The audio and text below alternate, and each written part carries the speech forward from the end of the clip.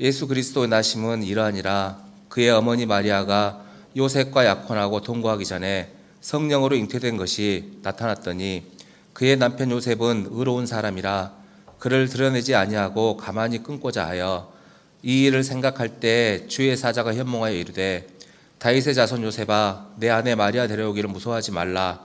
그에게 잉태된 자는 성령으로 된 것이라. 아들을 낳으리니 이름을 예수라 하라. 이는 그가 자기 백성을 그들의 죄에서 구원할 자이심이라 하니라. 이 모든 일이 된 것은 주께서 선지자로 하신 말씀을 이루려 하심이니 이르시되 보라 처녀가 잉태하여 아들을 낳을 것이요 그의 이름이 임마누엘이라 하리라 하셨으니 이를 번역한즉 하나님이 우리와 함께 계시다미라. 요셉이 잠에서 깨어 일어나 주의 사자의 분부대로 행하여 그의 아내를 데려왔으나 아들을 낳기까지 동침하지 아니하더니 나음에 이름을 예수라 하니라. 아멘. 강원도 산골에서 목회하는 어떤 목사님의 글을 읽은 적이 있습니다. 1시간을 타고 나가야 읍내에 도착할 수 있답니다. 근데 한 권사님을 신방을 갔는데, 요양병원에 계신 권사님을 신방을 갔는데 권사님에게서 확인한 것이 두 가지가 있었습니다. 하나는 뭐냐면 예수 그리스도를 아십니까? 물었더니 그 권사님이 잘 모르겠다라는 겁니다. 그러면서 그분이 얘기합니다. 왜 나한테 그 얘기를 하느냐고 묻습니다. 그랬더니 목사님이 묻습니다. 혹시 나를 기억하냐고 물어보니까 처음 본 분인데 왜 나에게 그걸 또 묻느냐고 반문합니다. 그리고 목사님이 그분과 같이 얘기를 나누면서 그렇습니다. 뭐라고 하냐면은 예수님을 알지 못하고 나를 알지 못한다고 하는데 언제부터 그렇게 됐냐고 물어보니까 나는 아직도 한 번도 그분에 대해서 불러본 적이 없고 당신을 만나본 적이 없대요. 그런데 그 교회에서 권사직분을 받고 그 권사직분을 받을 때 자기와 같은 성씨를 가진 사람이라고 굉장히 좋아했던 권사님이래요. 이거 요양병원에 치매에 걸려있는 어느 권사님의 이야기입니다. 그러니까 그분이 지금 뭘 잃어버렸어요? 예수 그리스도를 잃어버렸습니다. 제가 아침 7시에 예배를 드렸습니다. 큰 교회 예배를 드렸는데 찬양대를 보니까요. 그 교회는 장로님들이 15분 계시는데 두 분이 일부 찬양대 7시 예배에 찬양대에서 찬양하는 걸 봤습니다. 이 장로들은 뭐냐면요. 장로직이 무엇인가를 아는 사람들입니다. 쉽지 않아요. 아침 7시에 나와서 예배하고 아침 7시부터 봉사한다는 거 쉬운 것인가? 한번 생각해 볼 때 쉽지 않다라는 겁니다. 그 장로는 뭘 감당하고 있다고요? 직을 감당하고 있다고요. 아까 그 사람이 뭘 잃어버렸어요? 예수 그리스도의 이름을 잃어버렸습니다. 이제 말씀 제목으로 들어갑니다. 말씀 제목이 세 가지가 나왔습니다. 하나는 예수의 의미. 그 다음 두 번째, 임마누엘의 의미. 또 하나는 그리스도의 의미. 그럼 이제 구분할 줄 알아야 돼요. 이름이 나와 있고 직이 나와 있어요.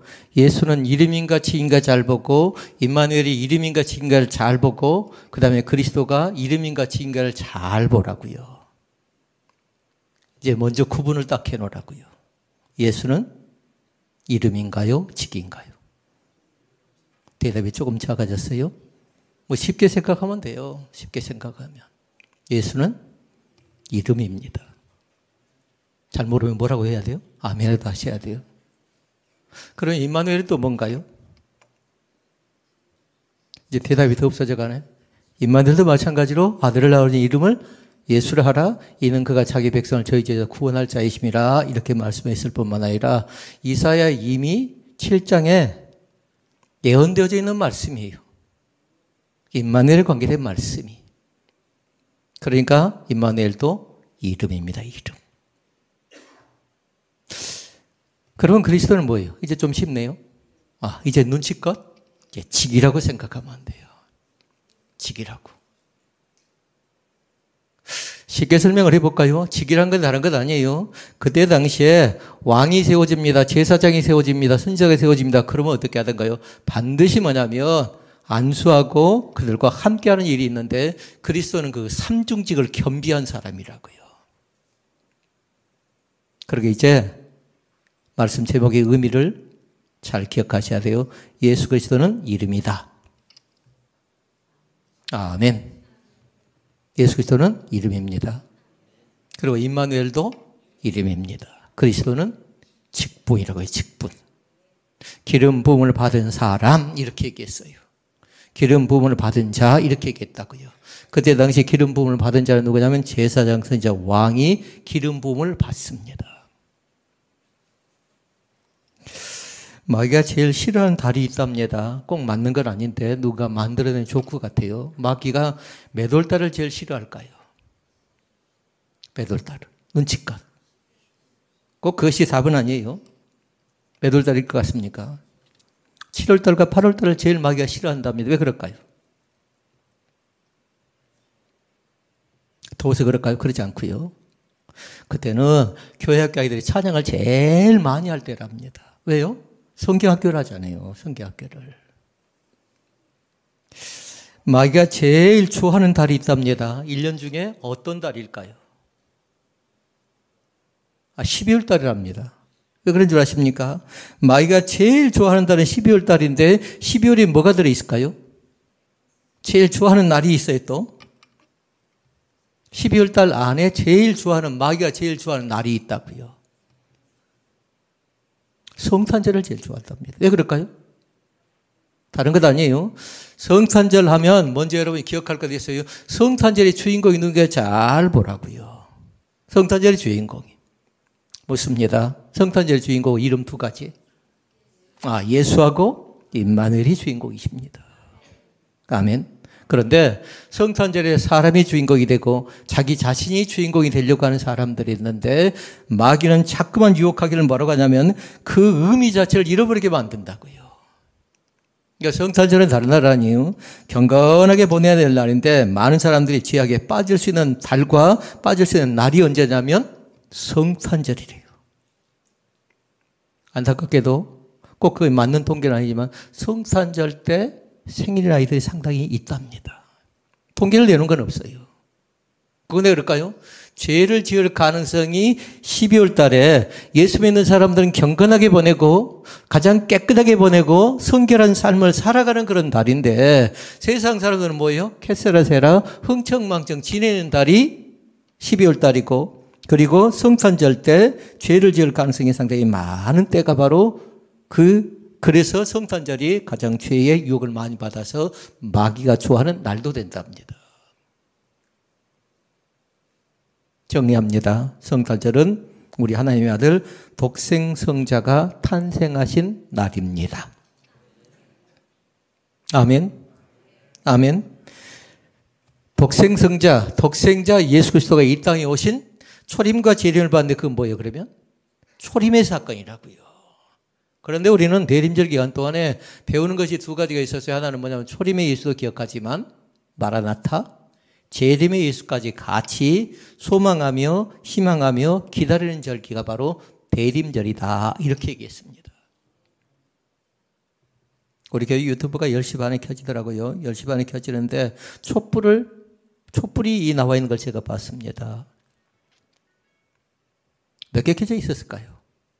유튜브에. 여러분 아직 화면 안 봤잖아요. 근데 저는 유튜브를 보고 오니까요. 유튜브 안에 촛불이 켜져 있는, 처음 시작하는데 촛불이 켜져 있는 화면이 쭉 지나가는데 몇 개가 켜져 있어요? 원래 세야 된 거예요, 이것도? 셋째 주인데. 첫째 뭐였죠? 평화소망이었어요. 평화소망. 그런가요? 그렇지 않아요. 소망과 희망이었다고요. 두 번째는 샬롬이었다고요. 이제 세 번째 주까지 뭐였죠? 기쁨이에요, 기쁨. 네 번째 주가 사랑이고요. 여러분 꼭 기억할 수 있기를 바랍니다. 이번 한 주간 동안에 기쁨의 열매가 서로 더 많이 여기저기에 맺혀질 수 있기를 주의 이름으로 축복을 드립니다.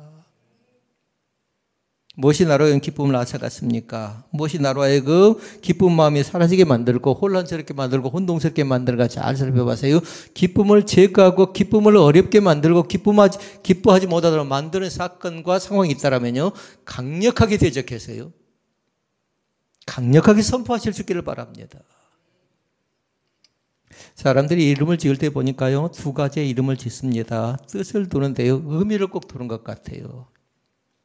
이스라엘 백성들은 어떤 의미를 많이 두냐면요, 성경과 관계된 이름을 짓습니다.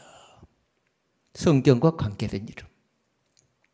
그리고 그 이름의 뜻이 무엇인가를 그들은 잃어버리지 말라고 늘 간직하고 살라고 얘기를 합니다. 그러게 이미 서두에 말씀드렸어요. 오늘은 다른 사람이 아니에요. 예수 그리스도 그리고 임마누엘 관계된 말씀을 살펴볼 것인데, 예수님의 이름의 뜻이 뭔가, 그리고 임마누엘의 이름의 뜻이 뭔가, 그리고 그리스도의 직분의 뜻이 뭔가, 그 세 가지의 말씀을 살펴보고 말씀을 정리하기를 원합니다. 첫째, 예수의 이름에 대해서 알아보도록 하십시다. 예수라는 이름은 하나님께 지으신 이름으로 하늘로부터 내려온 하나님의 사자인 천사가 예수님께서 마리아의 몸에서 성령으로 잉태될 것을 요셉에게 알려주십니다. 그러면서 주신 말씀이 있어요. 21절 말씀에 보니까 그렇게 얘기합니다. 아들을 낳으리니 이름을 예수라 하라. 이는 그가 자기 백성을 저희 죄에서 구원할 자이심이라. 아멘. 그렇게 예수라는 이름의 뜻이 나왔어요. 뭐라고요? 구원자. 누가 보면 그렇게 얘기하면 돼요. 구원자라고. 그러니까 세 가지예요. 예수는 구원자로 오셨습니다. 아멘. 예수는 어떻게 오셨다고요? 이 땅 가운데 구원자로 오셨어요. 그러면서 어떻게 합니까? 이 세상을 공생기 기간 동안에 사시죠. 그런데 그 공생기 기간을 뭐냐면요, 구원자로 살아가고 계신 걸 볼 수 있습니다. 그리고 또 한 게 있습니다. 구원의 사역을 신실하게 3년 반 동안 잘 감당하신 분이 누구냐면요, 예수 그리스도이심을 믿습니다. 그러면 구원자 어떤 구원을 하셨는가에 관계된 말씀을 살펴보고 말씀을 정리해 볼까 합니다. 첫째는 뭐냐면요, 예수 그리스도는 죄에서 우리를 구원해 주신 분이라는 사실을 믿습니다. 이 땅에 살고 있는 사람은 다 죄인이에요. 왜냐하면 로마서 3장 10절에 그렇게 얘기했어요. 의인은 없나니 한 사람도 없대요. 한 사람도 없대요.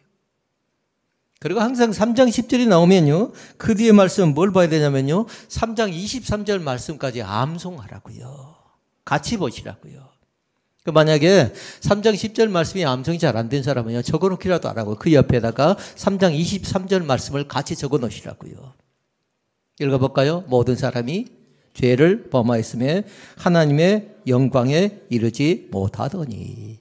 아멘. 모든 사람이 어떻게 됐다고요? 죄. 그러니까 죄 가운데서 건져내 주신 분이 누구라고요? 예수 그리스도시라고요. 믿습니까? 그러니까 그 이름으로 하는 겁니다. 예수의 이름으로 병든 자를 고침받기도 하고요. 예수의 이름으로 가르치고요. 예수의 이름으로 어떻게 된 거예요? 선교하고 전도하죠. 그러면 질문해 볼까요? 지난주에 혹시 말씀 제목이 기억나실까요? 다른 것이 아니에요. 대림절 첫째, 둘째, 셋째, 넷째 계속 그 다음에 성탄까지 우리는 뭐 할까 하면 예수에 관계된 말씀은 제목 속에 넣을 거예요.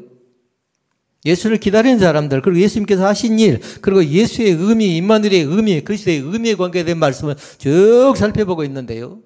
예수님께서 뭘 하셨던가요? 우리는 그렇게 지난주에 배웠어요. 3대 사역에 관계된 말씀을 배운 적이 있습니다. 뭐였죠? 첫째는 교육했다. 그러면서 우리는 지난주에 배웠어요. 디다케를 배웠습니다. 기억난가요? 기억나야 돼요. 복음을 전파, 선교, 전도했습니다. 성경을 강의했습니다. 이건 뭐라고요? 캐리그마라고 했습니다. 그리고 또 한 가지 나와 있었습니다. 병든 자를 고쳤습니다. 치유했습니다. 회복했습니다. 그리고 뭐 했어요? 1대1로 만나서 상담합니다. 그리고 봉사합니다. 그것이 뭐였던가요? 디아코니아라고 했습니다. 디아코니아. 예수님께서 하셨던 모든 일들은 다 중요하지만 병든 자를 고쳐주고 그리고 죄 가운데서 해방시켜준, 죄 가운데서 구원해준 그 사건이 가장 귀하고 가장 거룩한 사건인 것을 믿습니다. 그 다음에 두 번째가 나옵니다. 예수 그리스도는 각자 각가지 환난에서 우리를 구원해 주시는 분이라는 걸 잃어버리지 않기를 원합니다. 고통이 없는 사람이 없습니다. 근심이 없는 사람이 없습니다. 고민이 없는 사람이 없습니다. 마태복음 8장에 보니까 예수님의 제자들이 배를 타고 갑니다. 그런데 갈릴리 호수를 항해하다가 큰 풍랑을 만나 사경을 헤매고 있을 때에 예수님께서 하셨던 사건이 나와요. 풍랑 앞에서 바람과 바다를 꾸짖었어요. 믿습니까? 그랬더니 어떻게 됩니까? 잔잔하고 구원하여 주셨음을 우리는 믿습니다. 그리고 우리는 8장 말씀에다 잘 기억해 놔야 돼요. 그 풍랑이 대체 뭔가? 풍랑은 다른 것 아니라 영적으로 볼 때 인생의 환란이라는 겁니다. 인생의 고민이라는 겁니다. 염려라는 겁니다. 근심이라는 겁니다. 죄 가운데서 구원해줬고 환란 가운데서 구원해줬고 그리고 세 번째로 예수 그리스도는 질병 가운데서 우리를 구원해 주시는 분임을 믿습니다. 지난주에 말씀 봤어요. 질병, 고침, 회복, 상담. 고침받는 사건. 오늘도 마찬가지 예수 그리스도의 이름 자체가 우리를 고쳐줄 뿐만 아니라 싸매어주는 귀한 은혜가 우리 가운데 있다는 사실을 날마다 기억할 수 있기를 바랍니다. 그는 여호와 그러면서 찬양합니다. 그는 어떤 분인가요? 전능자도 되지만 치료의 하나님 되심을 믿습니다. 화면에 나오지 않습니다만 이사야 29장 18절 말씀에 보니까 그렇게 얘기합니다. 그날에 기머거리가 책의 말을 들을 것이며 기머거리가 듣게 된대요. 그리고 어둡고 캄캄한 데서 맹인의 눈이 볼 것이며 그리고 이사야 35장 5절 6절에 얘기합니다. 소경의 눈이 밝을 것이며 기머거리가 열릴 것이며 저는 자는 사슴같이 뛸 것이며 벙어리의 혀는 노래하게 된대요. 이것은 뭐냐면 질병 가운데서 여러 가지 환난 가운데서 고침받는 귀한 사건인 것을 믿습니다. 그리고 우리는 지금 뭘 보고 있냐면요. 예수가 구원자인데 어떤 것에서 무엇에서 구원받는가에 관계된 말씀을 보는데요. 네 번째 말씀이 있습니다. 네 번째는 뭐냐면요. 예수님은 죽음에서 그리고 저주에서 율법에서 우리를 구원해 주시는 분이십니다. 그러니까 동그라미 3개 해야 돼요. 죽음의 동그라미 다 가라고요. 적어놓으시고. 그리고 저주의 동그라미를 다 켜놓으시고. 그리고 율법의 동그라미를 다 켜놓으시고요. 로마서 6장 23절 말씀에 보면 그렇게 나옵니다. 죄의 삭은 사망이 돼요. 하나님의 은사는 그리스도 예수 우리 주 안에 있는 영생이니라 그렇게 말씀했고요. 그러면서 또 얘기합니다. 에베소 2장 1절 말씀에 보니까 너희의 허물과 죄로 죽었던 너희를 살리셨도다. 아멘. 그러니까 예수님은 우리가 다 지킬 수 있는 율법을 다 지켜주시고 우리를 율법에서 완전히 해방시켜 주심을 믿습니다. 마태복음 5장 17절에 말씀합니다. 내가 온 것은 선지자나 율법을 폐하러 온 줄로 생각하지 말라. 폐하러 온 것이 아니라 완전케 하려 함이니라. 아멘. 자, 첫 번째 말씀 정리합니다. 예수는 이름인가요? 직명인가요? 이름입니다. 뜻은 구원자. 자기 백성을 죄 가운데서 건져내 주실 분이 예수 그리스도이심을 믿습니다. 그 다음에 둘째 말씀. 임마누엘에 대해서 말씀을 살펴보도록 하시겠습니다. 임마누엘에 관계된 말씀은 뭐냐면요. 예수님께서 오시기 700년 전에 이사야를 통해서 이미 예언된 그런 말씀이에요. 여러분의 책에 이사야 7장 14절 말씀은 줄이 딱 그어져 있어야 돼요. 이사야 7장 14절 말씀 읽어볼까요? 보라 처녀가 잉태하여 아들을 낳으리니 그 이름을 임마누엘이라 하리라. 아멘. 그러니까 임마누엘은요 3가지를 잘 기억하라고요. 엘이 뭔 줄 아시죠? 항상 엘이 나오지요. 엘이 나오면 하나님을 생각하라고요. 임의 뜻이 있어요. 임은 한마디로 얘기하면 임마누엘 할 때에 그 임 자체는 함께라는 뜻을 갖고 있습니다. 그러니까 지금 엘은 뭐였죠? 하나님, 임은 함께, 하나님이 함께, 그리고 또 중요한 말씀이 마누가 뭐냐면요. 우리와라는 뜻을 갖고 있어요. 그래, 이 뜻을 설명해 보면 다른 것 아니에요. 하나님이 우리와 함께 계신다, 함께 하신다 라는 뜻이 뭘까요? 임마누엘의 뜻이랍니다. 임마누엘의 뜻이. 어제도 함께 하셨고 오늘도 함께 하셨고 날마다 함께 하시는데 그 말씀 자체가 천사가 요셉에게 태어나신 예수의 이름도 알려주는데 그 뜻이 바로 그거예요. 마태복음 1장 23절로 24절 말씀에 나와 있죠. 그 말씀 읽어볼까요? 보라, 처녀가 잉태하여 아들을 낳을 것이요 그 이름은 임마누엘이라 하리라. 이를 번역한 즉 하나님이 우리와 함께 계시다 함이라. 아멘. 하나님이 우리와 함께 하신대요. 고통 중에도 함께하고 환난 중에도 함께하고 기쁠 때도 함께하고 뭔가 번민스럽고 고통되고 고민되고 염려되고 근심될 때도 마찬가지로 외면하거나 거절하지 않고 날마다 함께 하신 그 하나님을 날마다 맞이할 수 있기를 바랍니다. 그러니까 찬양할 때 그 찬양을 많이 하면 좋겠습니다. 주와 같이 길 가는 것 즐거운 일 아닌가. 오늘도 주님과 함께 동행하는 귀한 은혜가 우리 가운데 있어지기를 원합니다. 족장들의 역사 가운데 보니까 족장들의 역사의 첫 번째 사람이 누구였던가요? 족장. 아브라함. 아브라함을 가리켜서 그렇게 얘기합니다. 뭐라고 하냐면 믿음의 조상이라고 얘기하면서 아브라함의 하나님 그렇게 얘기했어요. 그 다음에 두 번째 족장이 나옵니다. 이삭이 나옵니다. 야곱이 나옵니다. 요셉이 나옵니다. 그 뒤에 항상 붙었던 것이 뭐였던가요? 아브라함의 하나님이 이삭이 하나님 되고 이삭이 하나님이 야곱이 하나님 되고 야곱이 하나님이 요셉이 하나님 되고 그 요셉이 하나님이 지금 이 시간에 나의 하나님 되신 것을 나는 믿습니다. 이렇게 고백할 수 있기를 바랍니다. 족장들의 사건만 족장들의 하나님만 되신 것 아니라 지금 이 시간에도 얼마든지 나의 하나님 되신다는 것을 받아들일 수 있기를 주의 이름으로 축복을 드립니다. 그러면 세 번째 말씀, 세 번째는 아까 뭐였던가요? 이름인가요? 직인가요? 직이라고 했습니다. 그러니까 세 번째는 뭐예요? 그리스도에 대해서 살펴보도록 하겠습니다. 뜻을 먼저 설명을 드립니다. 그리스도는 뭐냐면 기름 부음을 받은 자 그렇게 얘기합니다. 기름 부음을 받은 자. 그러니까 한마디로 얘기하면 기름 부음을 받은 자는 아무나에게 기름 붓지 않아요. 반드시 왕을 선출할 때, 그 다음에 선지자를 세울 때, 그리고 제사장을 세울 때 이 세 사람에게 기름 부어서 세워내는 그 역할을 감당하게 됩니다. 그러면 왜 예수 그리스도에게는 왜 그리스도의 이름은 바로 이 세 가지를 다 겸비했다고 하는 것일까요? 다른 것 때문에 그런 것 아니에요. 삼중직을 겸비한 분이라고 여러분 기억할 수 있기를 바랍니다. 삼중직. 삼중직은 설명했어요. 하나는 왕이고 하나는 선지자고 하나는 제사장입니다. 왕이라고 할 때 여러분 잘 기억하도록 하세요. 예수의 만왕의 왕이시면 반드시 그 뒤에 나오고 있는 왕이 또 하나 있어요. 어떤 왕이었나요? 평화의 왕이신 것을 믿습니다. 그리고 우리 찬양할 때 그렇게 찬양하죠. 만왕의 왕이 되고 평강의 왕이 되심을 우리는 믿습니다고 날마다 그렇게 고백을 하는데요. 왕이 하는 건 두 가지예요. 하나는 뭐냐면 나라를 세우는 겁니다. 그리고 또 뭐든가요? 백성을 돌보고 보호하는 사람이 누구냐면 왕의 역할입니다. 그러니까 왕은 군림하는 사람이 아니에요.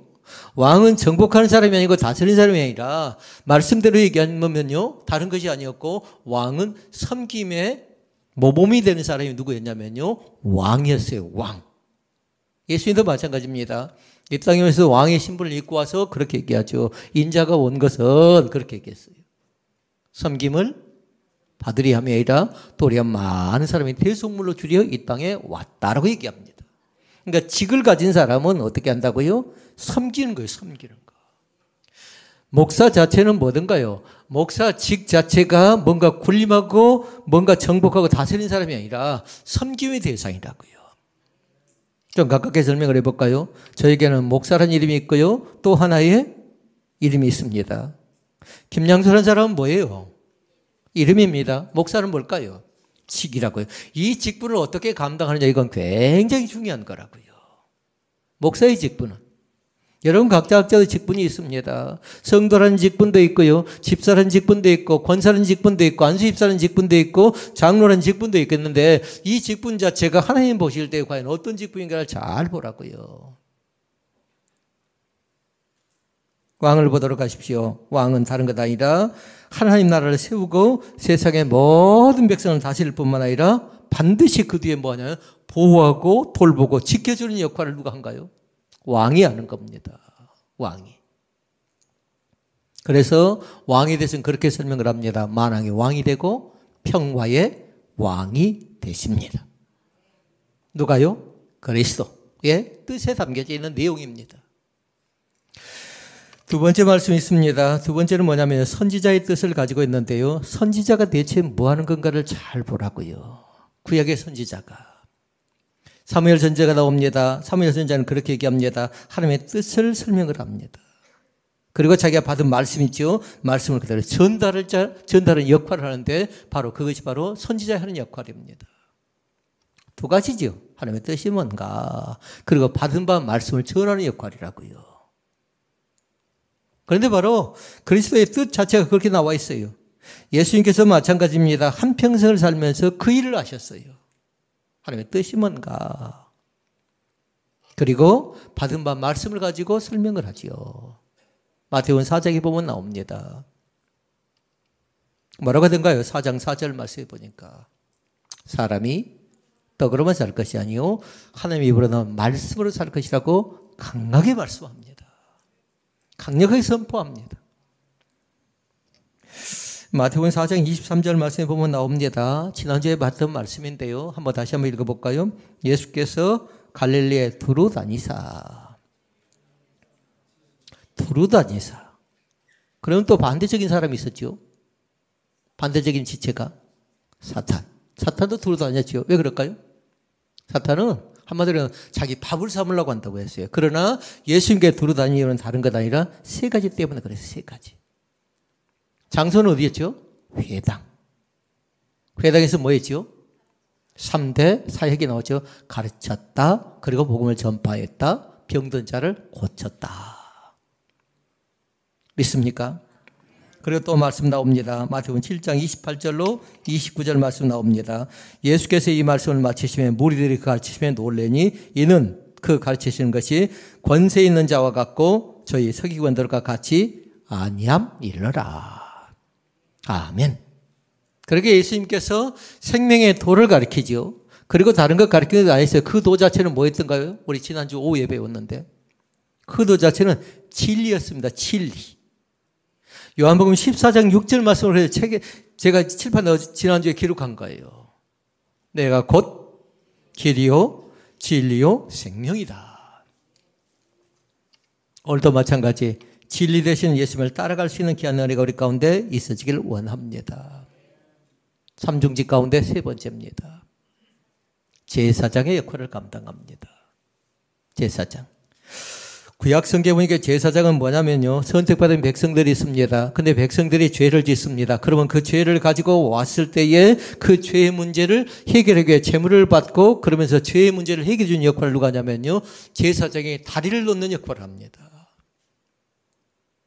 이것이 뭐였냐면 제사장의 역할이에요. 그러니까 항상 제사장이 하는 건 뭐냐면요. 제사를 드릴 준비를 하고 있는 겁니다. 항상이요. 언제 어느 때 어떤 사람이 또 그 일 가운데 참여할지 모르니까요. 그러니까 제사장의 삶 가운데 중요한 건 뭐냐면요. 성전을 떠나지 않는 겁니다. 성전을.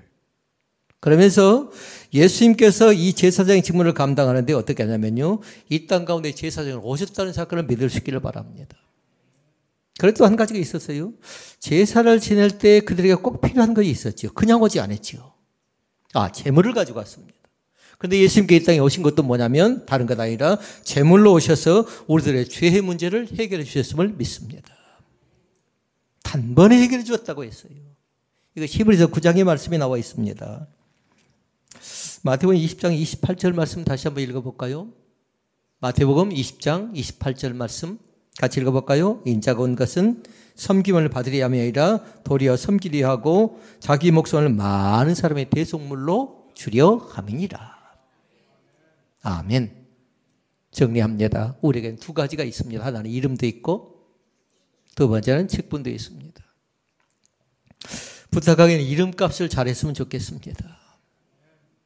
부모가 우리의 이름을 지어줄 때 그냥 짓지 않았겠죠. 의미를 두고 뜻을 두었던 것처럼요.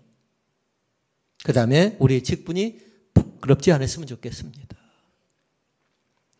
이 직분을 보고 많은 사람들이 참 귀한 직분을 받았다라고 하면서 존경과 존경이 있었는데 직분에 대해서 욕심은 내는데 부끄러운 그런 행동과 그런 언사가 나타난다면요, 많은 사람에게 모범이 되지 못한답니다. 그러니까 직분을 받으면 벌써 좀 두렵고 떨리는 건 뭐냐면요, 직분자들은 항상 가로 열고 딱 그렇게 적어 놓으면 돼요. 뭘까요? 한자. 본이 돼야 된대요. 본이 돼야 된대요. 모범이 돼야 된대요. 그러니까 쉬운 것이 아니라 직분을 받는다는 것이. 받기는 쉬운데요, 욕심내는 건 얼마든지 가능한데 그 직분을 감당하는 게 결코 쉬운 것은 아니라는 겁니다. 오늘 말씀을 통해서 새롭게 도전할 수 있기를 바라고요. 그리고 이 대림절 주간 동안에 더욱더 기쁨의 열매들이 충만하게 나타날 수 있기를 바랍니다. 갈라디아서 5장 22절로 24절에 얘기합니다. 성령의 열매 가운데 나옵니다. 사랑과 기쁨이 나옵니다. 희락과. 사랑과 희락과 오래 참음 자비 양선 충성 온유 절제가 나오는데요, 기쁨 희락의 열매가 충만하게 나타날 수 있기를 바랍니다. 그러니까 그 전에 옛날 사람들은 어떻게 했던가요? 혼술에 올 때 반드시 깃불이 있자, 하나 더 가지고 쌍이 있자, 이렇게 써가지고 왔습니다. 한 사람이 들어감으로 인해서, 나은 사람이 직분을 잘 감당함으로 인해서 이 교회가 더 환하고 밝아지고 또 웃는 그런 축복의 열매가 더욱더 강력하게 나타날 수 있기를 바랍니다. 대림절 세 번째 주간에 은혜의 열매가 나타날 수 있기를 바라고요. 예수님이 주인공 되고 또 내 자신이 주인공이 아니라 내 자신은 어떻게 해서든지 주님의 거룩한 뜻을 이루어드리는 그런 믿음의 은혜가 더욱더 넘쳐날 수 있기를 바랍니다.